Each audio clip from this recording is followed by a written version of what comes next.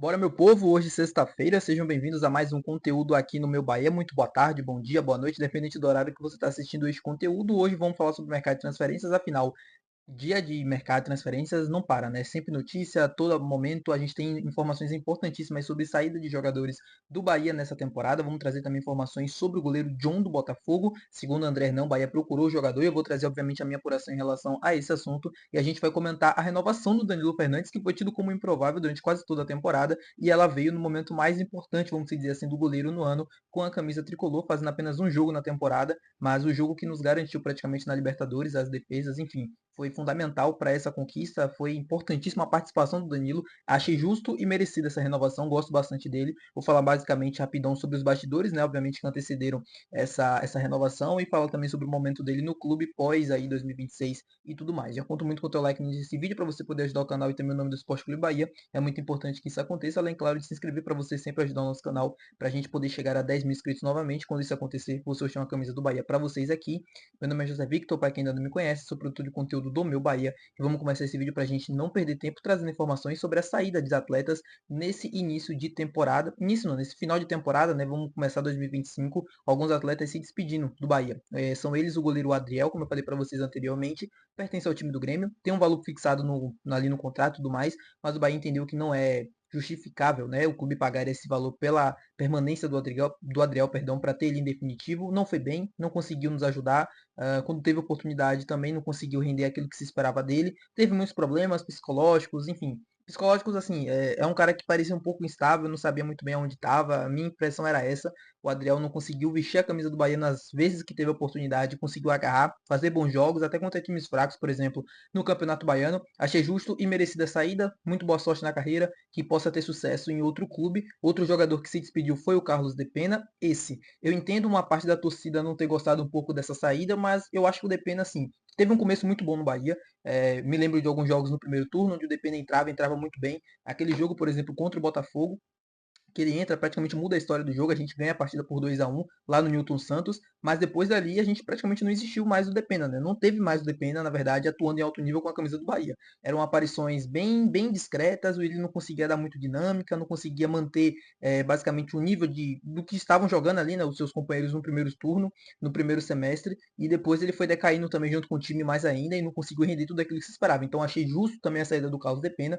Para mim, não é um jogador tão ruim assim, ou aquele cara por exemplo, como o Cicinho, que acabou se despedindo também, que não tinha condições mesmo técnicas de ajudar, o Depena tinha, mas para mim não era justificável a sua renovação. Era um desempenho ok, mas que não justificava mais anos de contratos. Acho que a gente for no mercado, a gente pode encontrar opções melhores, basicamente pagando, tendo o mesmo custo que a gente tinha com o Carlos Depena. Vitor Coelho já tinha antecipado para vocês, também acabou saindo. Mesma coisa, já falei sobre ele aqui no canal. E o Cicinho, né, que teve seu fim aí com a camisa do Bahia, ele chegou em 2023, teve 2 anos de contrato, melhor amigo do Cauli. Acho muito que a sua chegada aqui tem relação direta com isso, eu não tenho dúvidas nenhuma. O Cicinho sempre foi o melhor amigo lá do Cauli na Bulgária e tal, nos seus tempos por lá. E essa chegada deles juntos aqui ao Bahia, eu não tenho a menor dúvida que tem a relação, mas o Cicinho, tecnicamente falando, é um cara que não consegue mais entregar em alto nível, então achei justo também essa saída. Não é um cara que vai nos ajudar tanto, não é um cara que vai entregar sempre em alto nível, é um cara tranquilo. Assim, é aquele cara de time que briga contra o rebaixamento, não é um cara que vai nos ajudar na parte de cima da tabela, por exemplo, quando a gente precisar. Acho que o Santiago Arias e o Gilberto foram muito bem nessa temporada, conseguiram render aquilo que se esperava. O Gilberto, quando teve as oportunidades, quando o Arias estava na seleção, conseguiu render em alto nível, e o Santi Arias também, sempre que esteve aqui, conseguiu atuar bem. Quando jogou a Copa América, o Gilberto deu conta do recado, quando voltou ele assumiu novamente a posição, e assim foi durante quase toda a temporada. E o Danilo Fernandes também que renovou seu contrato, né? 2024, ele tinha um contrato encerrando agora em dezembro. Em 2023 aconteceu a mesma coisa, ele renovou por mais uma temporada e agora renova até o fim de 2025. O goleiro que, pro vestiário, pro ambiente, é importantíssimo. O Danilo tem uma liderança que eu admiro, porque é um cara que não joga tanto, não é um cara que tá sempre ali participando dos jogos, mas é um cara que dentro do vestiário tem uma voz muito ativa, é um líder praticamente desse grupo, trabalha muito, é um profissional exemplar. Isso assim, o Rogério gosta desse tipo de jogador, né? Gosta desse tipo de cara. E a partida que ele fez contra o Atlético Goianiense, na minha opinião, mudou completamente o cenário aqui dentro do Bahia. A tendência é que ele iria sair. O Bahia iria atrás de dois goleiros, porque o Danilo Fernandes praticamente não jogava, não tinha oportunidades, já estava praticamente certo a sua saída. O jogo do Atlético Goianiense muda todo o cenário. E o Danilo merece, depois daquele jogo, ele merece a renovação, ele merece ficar.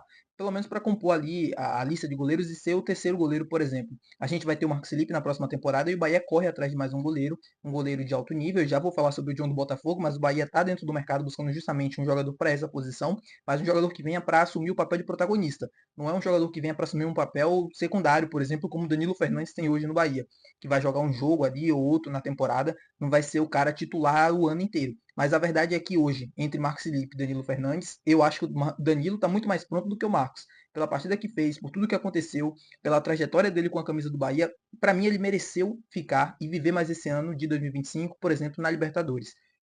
2021 ele chegou, a gente estava brigando contra o rebaixamento, infelizmente acabamos caindo para a segunda divisão. Ele permaneceu, mesmo com propostas da Série A. 2022 ajudou o time a subir. Teve uma lesão muito séria no joelho, voltou no meio do ano de 2023. Quando voltou, sentiu novamente a lesão, ficou praticamente o ano todo fora.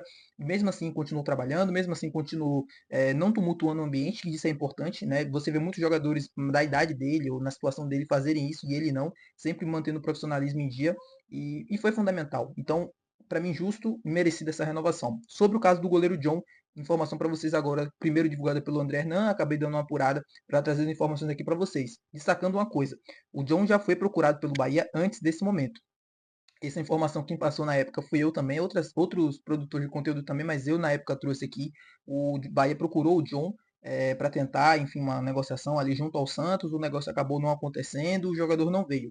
E agora o Bahia segue monitorando novamente, né, o mercado, especialmente para a posição de goleiros, e o John surge como um novo alvo. Já foi o Everson, já foi o Matheus Cunha do Flamengo, todos esses ainda em fase de monitoramento, além do Everson, que já tem uma proposta na mesa do Galo, mas tirando o Everson, todos ainda em fase de monitoramento, e o nome da vez é o John do Botafogo. Uma fonte confiável, o André Hernan, assim, é um cara que tem um peso muito grande, e quando eu chequei também essa informação, não demorei muito para conseguir obter essa resposta. O que está acontecendo? Como eu falei anteriormente, o Bahia está atrás de um goleiro que venha para ser titular, protagonista, e o John se encaixa nesse perfil, porque foi o melhor goleiro do Campeonato Brasileiro, eleito pelo Brasileirão, e um dos melhores goleiros, se não o melhor goleiro da Conmebol Libertadores. Ele foi campeão do Brasileirão, campeão da Libertadores.